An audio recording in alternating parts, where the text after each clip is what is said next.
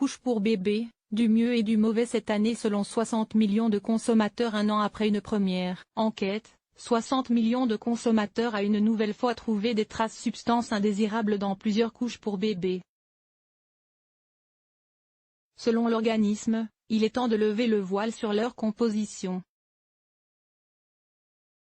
En 2017, une enquête de 60 millions de consommateurs révélait la présence de traces de molécules potentiellement toxiques dans des couches culottes pour bébés. Qu'en est-il un an plus tard? De nouvelles analyses indiquent que cette publication semble avoir fait son effet puisque le nombre de couches n'en contenant aucune est désormais plus important.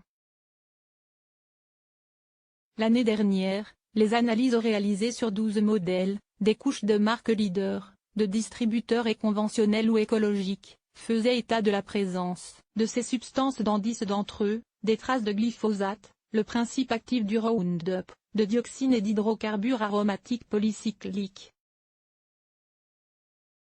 Ce nouvel essai révèle en premier lieu les bons résultats d'analyse de la marque leader, Pampers, cette dernière ayant été pointée du doigt dans le précédent classement pour la présence de plastique, polypropylène, dans ses couches.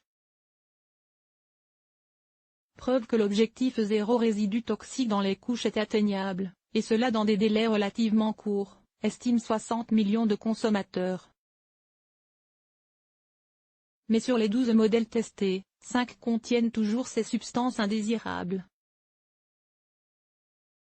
Surprise, 2 d'entre eux se trouvent être des marques mises en avant l'année dernière, Mode Enfant, la marque de supermarché Leclerc et Love & Green, accompagnée des marques Lotus, Pommette, Intermarché, et Lilidou. Une information encore à améliorer pour la première, les analyses ont révélé la présence des composés organiques volatiles, qui peuvent provoquer des irritations des muqueuses. Pour les autres, ce sont des traces de glyphosate qui ont été détectées. En tête du classement se trouve la marque Juneux, numéro 1 également en ce qui concerne le prix. En publiant ces résultats l'année dernière, 60 millions de consommateurs se voulaient néanmoins rassurants en indiquant que, dans tous les cas, les concentrations restaient en deçà des seuils fixés par la réglementation. Mais les experts invoquaient déjà la tolérance zéro par principe de précaution, les bébés et enfants étant très sensibles aux molécules toxiques en raison de leur organisme immature. Un autre élément, cependant, n'a pas changé selon eux, le manque d'informations en ce qui concerne les composants. Une majorité des couches culottes sont essentiellement composées de matière plastique et de cellulose, fibres issues du bois. Mais jusqu'alors, les parents ne le savaient pas, aucune information ne figurant sur les paquets, explique-t-il.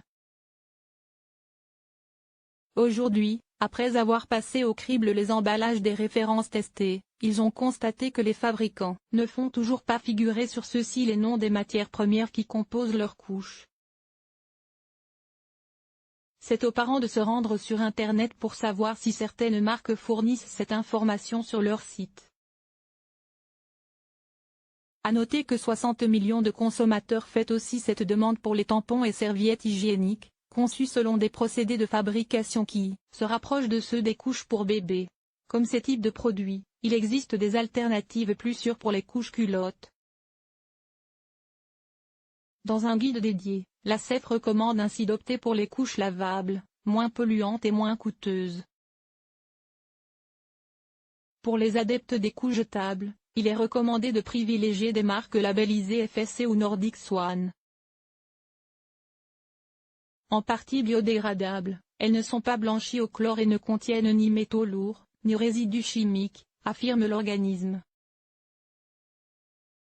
L'association Santé Environnement France